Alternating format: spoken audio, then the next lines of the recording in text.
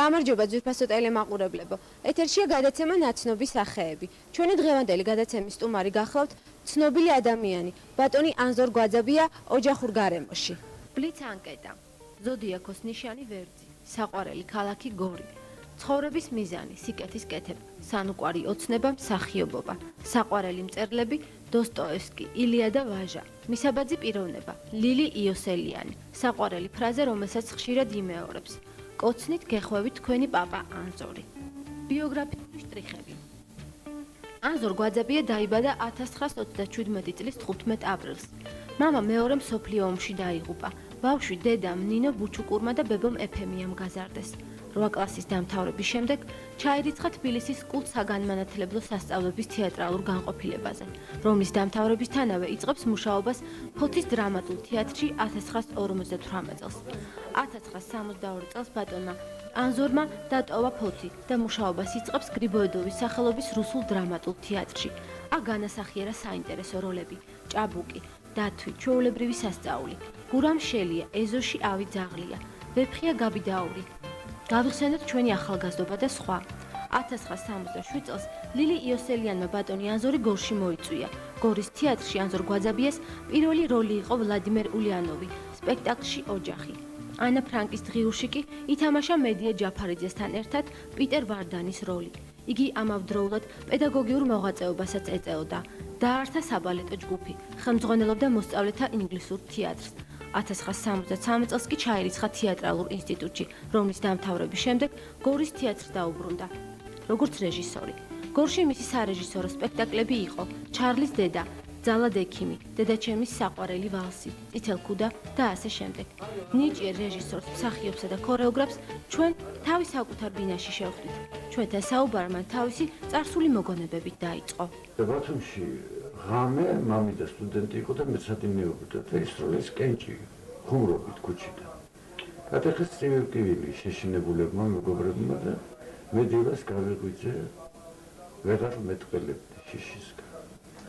დაბრუნდი სკოლაში ფრიადოსანი მოწაფე, ვერ პასუხობ გაკვეთილებს, ენის ბორძიკით პასუხობ და მოდის ჩემთან რუსულის მასწავლებელი. ცოტა უნდობლობა კი გაჩნდა მასწავლებლებს. სიგში არ ვიყურები, ვწერ ყველა საგანს წერით და მედია გიორგიევნა ქუთათელაძე მეუბნება რომ ანზორ შენ უნდა წაიკითხო მაიაკოვსკის ლექსის სტიხი ასოветском паспорте на русском языке. მე ავტირდი. მეგონა რომ არც მედია გიორგიევნას ეჯერა. ძალიან მიყვარდა. მე მითხრა რომ შენ სცენა აგამეტყველებს და ასეც მოხდა. გავიმოწი მხატვრული კითხვის კონკურსში 26 კომისრების რამიშმერე დედაქალაქის კონკურსში, მერე რესპუბლიკურ კონკურსში და წავიდა ჩემი მეტყველება დავიწყე საბავშვო სპექტაკლების კეთება. მერე გუნდში ვღეროდი, დედა სულ ოპერებზე დავყავდი, რატომღაც საოპერო სპექტაკლები უნდა მოგოსპინე, ეგონა რომ მე კონსერვატორიაში ჩავაბარებდი და ერთხელ კარმენი რომ გვეგონა რომ ოპერა კარმენი, როჟბიზეს ოპერა კარმენი უნდა გასულიყო ასე გვეგონა, აღმოჩნდა ბალეტის სინათლე. და ჩემი დაბადების დღე იყო. დედას და ბებოს თქვენობით ველაპარაკებოდი და რატო აღსანიშნავად რატომ გეუბნებით რომ ანტრაქტზე ამოვისუნთქე. ეს პირველი მოქმედება ისე ჩატარდა რომ ბალეტი ჯერ არ მენახა და ამოვისუნთქე პირველი ანტრაქტის დროს.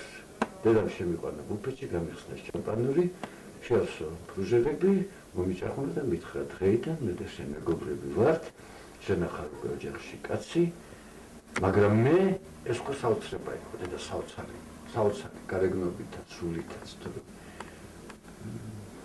წიგნში ნახავდით ალბათ დედას სურათს. დავიწყე სიარული საბალეტო სასწავლებელში, გავიცანი გოგო ბიჭები და 6 თვეში კაუჩუკად გადავიკეთე. 1980 წლიდან მუშაობას იწყებს ზუგდიდის თეატრში, როგორც სამხატვრო ხელმძღვანელი. სწორედ ამ ქალაქში დაუახლოვდა იმჟამინდელ პიონერთა სასახლის დირექტორს ნუნუ ანთელავას. ბატონმა ანზორმა და ნუნუმ გაცნობიდან რამდენიმე თვეში იქორწინეს. 22 წელი რაც ერთად ცხოვრობენ და ასე ერთად იზიარებენ ცხოვრებისეულ ტკივილსა და სიხარულს. აი ჩვენი გაცნობა იყო მართლა კურიოზი. და მე მგონი უკვე ითქვა ინტერვიუში, ასე რომ ხო, ასე იყო, მაშინ იყო პარტიული კონფერენციები. და მე ვიყავი პიონერთა სასახლის დირექტორი. და ვემზადებოდით კონფერენციისთვის მისალმება უნდა ყოფილიყო პიონერთა მისალმება როგორც იყო ადრე კონფერენციებზე და რაიკომის მდივანმა მითხრა რომ მოდიო ახალი რეჟისორიაო ჩვენს თეატრშიო და მოვიწვიოთო გვაძაბი არისო და რატომღაც მომეჩვენა რომ გვაძაბია იქნებოდა მოხუცი რატომღაც ესე მომეჩვენა თვითონ გვარი რაღაცა არ მომეწონა სამით დარბაზში შემოდის მამაკაცი ხელში ეჭირა ჩანთა თუ რა ვიცი დიპლომატი უბრალოდ წვიმდა იმ დღეს ზუგდიდში და დიდი ქოლგა თუ მეთქი ვინ არის ეს სიმპათიური მამაკაცი და მაცნობენ რომ ეს არისო ანზორ გვაძაბია აი მე ძალიან მომეწონა ხო მართლა ვაღიარებ რომ ძალიან მომეწონა და იმ დღიდან დაიწყო ჩვენი მეგობრობა მე აზორი ხშირად მოდიოდა ჩვენთან სასახლეში რადგან ზუგდიდში მას მეგობრები არ ყავდა და მეგობრდით მე სიყვარულში გადაიზარდა და შევუგდით კიდეც ანზორ გვაძაბიას ორი შვილი ჰყავს ქეთი და ზაზა 4 შვილიშვილი და 1 შვილთაშვილი თავისი შვილების მიმართ ის უმკაცრესი მამა ყოფილა ხოლო შემდეგ მათთვის ერთგული მეგობარი გამხდარა ამჟამად კი მისი თქმით უერთგულესი პაპა და შეშელი დიდი პაპაა ბატონ ანზორს თავისუფალი დრო თითქმის არ აქვს ყოველი ახალი სპექტაკლის დადგმა მგონია რომ პირველია ამიტომ სულ ძიებაში ვარ ყოველ დილით ვარჯიშობ იმიტომ რომ ჯანსაღად გამოვიყურებოდე არ მინდა თქვენ ანზორი დაბერდაო ასე გულახდილად საუბრობ ჩვენთან იგი აუცილებლად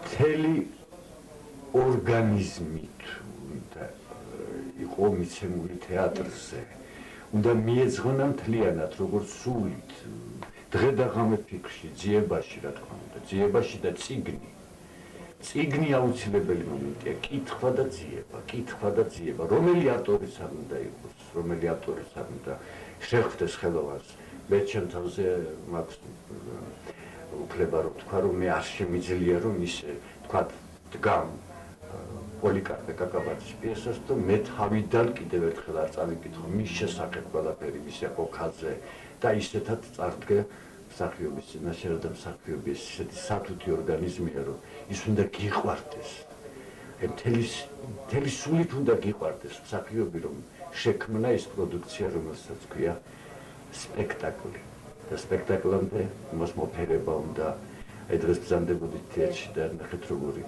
სიცივეში არ ვცი იმიტომ რომ თბილი აურაა მე მითხრა ერთად თქვენმა მსახიობმა თბილი აურა ბატონო შეცდომა რომელსაც თქვენ აღიარებთ ახლა და რომელიც გაგახსენდებათ რომელიც პროფესიულ საქმიანობაში ან თუნდაც ისე ცხოვრებაში დაგიშვიათ მე ვერ გავფრთხილდი ჩემ ხმას დედა თუ კონსერვატორიის მომზადებდა დრამატულ თეატრში რატომ უნდა დამეკარგა ხმა მაგრამ ფოთის თეატრში როლზე 23 წლის ასაკში აი ყველას უკვის ხოლმე ბატონ დიმიტრი ალექსიძეს ცხონებულს ერთხელ გაუკვირდა როგორ 23 წლის ასაკში საპატიო მოქალაქის წოდება როგორ მიიღეო მთელი რეპერტუარი მქონდა მაშინ ფოთში და საპატიო მოქალაქე კი მოწინავე ადამიანთა რიგებში აღმოჩნდი ჩემ დაბადების დღეს 15 აპრილს და აი მაგას განვიცდი დღემდე რომ მე ხმას ვერ გავუფრთხილდი მაშინ ვერ გავუფრთხილდი იმას რომ მე უნდა მეცეკვა უეჭველად უნდა მეცეკვა მაგრამ აი ახლა ვაცეკვებ ვისაც კი ჭირდები ცეკვაში მე ყველასთვის მზად ვარ რომ ვაკეთო და აი მაგრამ ხმა დავკარგე და თეატრიდან მაინც არ წავედი იმიტომ რომ თეატრი არის ჩემი სუნთქვა ჩემი ყველაფერი ჩემი სევდა და ნაღველი დარდი სიხარული ანზორ გვაძაბიას შემოქმედება მრავალფეროვანია. მან სასცენო მოღვაწეობა მსახიობობით დაიწყო, მაგრამ მისგან დამოუკიდებელმა მიზეზებმა დაატოვებინა სათახვანო პროფესია. თუმცა თეატრის მსახურებაც როდი განერიდა. პირიქით, უფრო რთულ სარბიელზე რეჟისურაში გადაინაცვლა. ცოტა ხნის წინ მაყურებელს საშუალება ჰქონდა იხილა მისი რეჟისორობით დადგმული სპექტაკლი იავნანამ რა ქნა. იგი ამჟამადაც მუხჩაუხრელად აგრძელებს თავის პროფესიულ საქმიანობას. ბატონი ანზორისათვის თეატრი მისი ყოველდღიური ცხოვრებაცაა და იდუმალებით მოცული ტაძარიც. ანზორ გვაძაბია იმ ჭეშმარიტ ხელოვანთა შორისაა, ვინც ყოველდღიურად მზადა აღასრულოს თავისი მოვალეობა, სადაც არ უნდა იყოს და როგორც არ უნდა იყოს. ნებისმიერი ადამიანი იმდენად რთული არსება, დნელია მასზე ამომწურავად ილაპარაკო, არაფერი გამოგჩეს, ბოლომდე ჩაწვდე მის ცხოვრებას, შემოქმედებას. მით უმეტეს, თუ საქმე ეხება ისეთ პიროვნების პორტრეტის დახატვას, როგორიც ანზორ გვაძაბიაა. ჩვენი გადაცემა დღეს ამით დაასრულდა.